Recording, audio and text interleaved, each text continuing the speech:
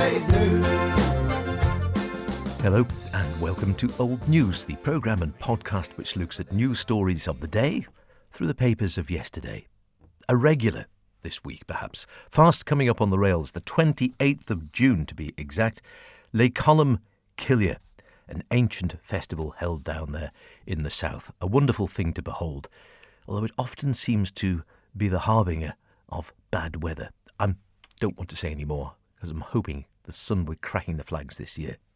Needless to say, it has been in the papers for a goodly number of years. I'm going back to Friday, July the 3rd of 1925 in the Isle of Man Examiner. Laa Columb KIlley, we're told, the ancient festival in connection with Laa Columb KIlley was observed in the parish of Arbury last Thursday in a field at Ballabeg. Glorious weather prevailed, hooray! And the parishioners availed themselves of the opportunity of indulging in the festivities in large numbers. The exhibition of garden and dairy produce, poultry, etc. was a pronounced success, the exhibits in the various classes being of a high standard. Tea was served in the open, goodness, and music was discoursed throughout the afternoon by the Metropolitan Prize Brass Band. A tabulated list of results is appended, and there's an awful lot of them then with all the various classes, a lot of which I dare say are still going on today. But one wonders, is there still a class, for example, of a pair of hand-knitted men's stockings made from Manx wool? I like to think there is. There might not be. Won by a Miss L. Cubban, I should say. Well done to her in 1925. Or what about a homemade shirt? Mrs. F. Oates won, with a Miss Kelly coming second.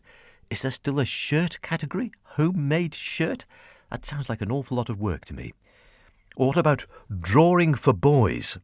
Or more specifically, drawing for boys attending Arbury School. Do we have individual classes for boys and girls now? Do boys draw differently to the girls? I don't know. But it goes on and on. Athletics, sports, vegetables, fruit, flowers, wildflowers, garden flowers, roses, etc., etc. If we skip forward to 1933, in the Mona's Herald of Tuesday, June the 27th, Laa Columb KIlley was a successful parochial festival at Arbury. High standard of exhibits, we're told, with the full prize list yet again. The ancient Arbury parochial festival, Laa Columb KIlley, St Columba's Day, we're told, was held at Ballabeg on Thursday and proved to be a complete success. Laa Columb KIlley is one of the last survivals of the old Manx fairs. Great that it's still going, and originates from the time when the festival was held on the anniversary of the death of St Columba, the patron saint of the parish church, when it was customary for games and rejoicings to follow the service in church.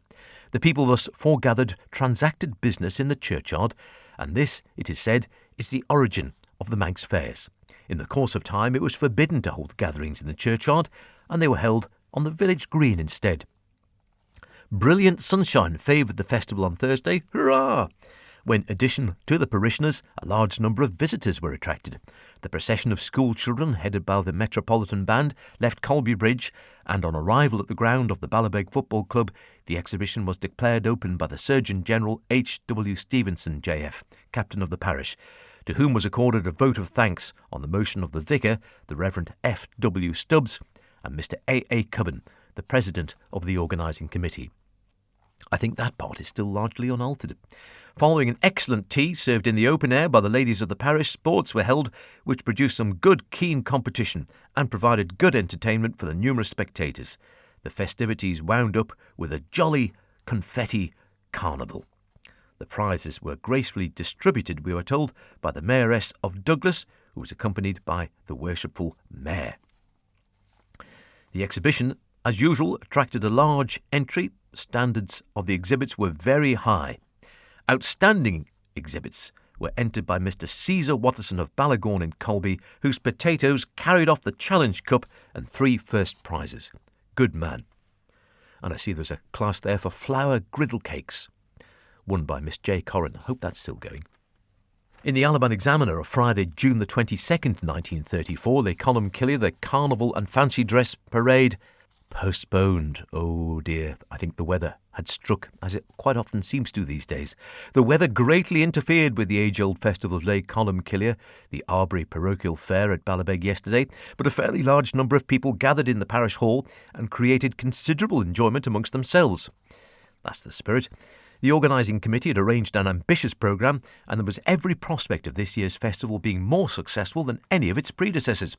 However, the evening sports, confetti carnival and fancy dress parade were washed out altogether, and all the festival actually comprised, apart from the judging of the exhibits in the farm and garden, produce, confectionery, poultry, rabbits, cats, handicraft classes, etc., was tea with a couche, and then prize distribution and an impromptu concert by the Castletown Metropolitan Prize Band. The school children were granted a holiday for the occasion. I think they still are, the primary school children. And close on 100 due to have marched in procession from Colby Bridge to the fairground opposite Arbury Parish Church, which is dedicated to St Columba, on the anniversary of whose death the festival was observed in ancient times. That too had to be abandoned, and the few people who went to examine the excellent array of exhibits on the field retired to the parish hall after the Surgeon General H.W. Stevenson, CPJP, who was to have opened the exhibition, had observed that nothing else can be done out here owing to the rain. Oh dear. However, a splendid tea was served by a large band of ladies, and during an interval in the entertainment by the band, the prizes and certificates were distributed by the Reverend F.W. Stubbs, B.D., Vicar, who was the president of the event. The organising committee, with Mr. James Lowie, a most efficient secretary, are to be complimented upon the manner in which they carried out the festival in the face of unforeseen circumstances with which they met. They have decided to hold the sports, confetti carnival and children's fancy dress parade next Tuesday evening, or if wet, as would seem likely, on the Wednesday. And of course all the prize winners were there. In 1935, the Isle of Man Examiner, Friday, July the 5th, Timble Day, under a column entitled Table Talk, Laa Columb KIlley. When I looked through the programme of Laa Columb KIlley, repeated and illustrated in last Friday's issue, I came across the interesting note explaining the origin of the festival. Perhaps those readers who are not familiar with this old Manx fair might be interested. Anyway, here is the note. Laa Columb KIlley means St Columba's Day, that's what we know, or literally the day of the Church of Columba. In ancient times, the festival was observed on the anniversary of the day on which St Columba died on the steps of the altar in the Cathedral of Iona, viz. Whit Sunday, 597. Gosh, that's going back a bit, isn't it? Even the Examiner wasn't going then. It was customary that the services in church, Arbury Church being dedicated to St Columba, should be followed by public games and rejoicings, and when the people were thus gathered together, they availed themselves of the opportunity of doing a bit of business in the churchyard. This, it is stated, was the origin of Manx fairs. In the course of time, it was forbidden to hold the gatherings in the churchyards, as I think we've already heard, and they were afterwards held on the village green or common land. After 1752, when the new Calendar Act came into operation, you forget about that, don't you? The calendar was redone then. The old style was observed in keeping the fairs in the island, and Columba's Fair, styled Ballabeg Fair in later days, was accordingly held on the 22nd of June and is still remembered by the older people. In later years, the festival has been revived and is now always held on the Thursday nearest to the above date, when practicable. So now you know. In the Isle of Man Times, Saturday, June the 27th, 1936, the Silver Jubilee Festival of Laa Columb KIlley. The Silver Jubilee at the Arbury Parochial Festival took place in a field in Mullabeg on Thursday. The festival opened following a procession of school children from Colby Bridge by the Archdeacon of Man, the Venerable John Cooley, M.A. J.P. The Archdeacon, who was introduced by the President, Mr. Geoffrey Moore, referred to the origin of the festival, about which we've just heard, which was to celebrate St Cairbre, or St Columba's Day. And again, lots and lots of results and sports results and produce goes on for pages, and the evening concluded as usual with the Confetti Festival, and during the festival music was provided by the ever-sturdy Castletown Metropolitan Band, and a pleasing display of country dancing was given by members of the Arbury Girl Guide Company. In the Isle of Man Examiner, Friday, June the 23rd, 1944, we hear that the Hospital Queen opens Laa Columb KIlley. The traditional fair was held at Ballabeg in Arbury yesterday. The event is ever increasing in popularity, we're told, in 1944, and there's never been a larger crowd present at the opening ceremony. How wonderful. Miss Sheila Collister, the Hospital Queen, arrived in a decorated wagon, escorted by prettily costumed fairies, heralds, pages and attendants, and made an impressive appeal for Noble's Hospital, at the conclusion of which she was presented with a bouquet by Master Leonard Quayle. An excellent performance of the White Boys. You only get them at Christmas these days, don't you?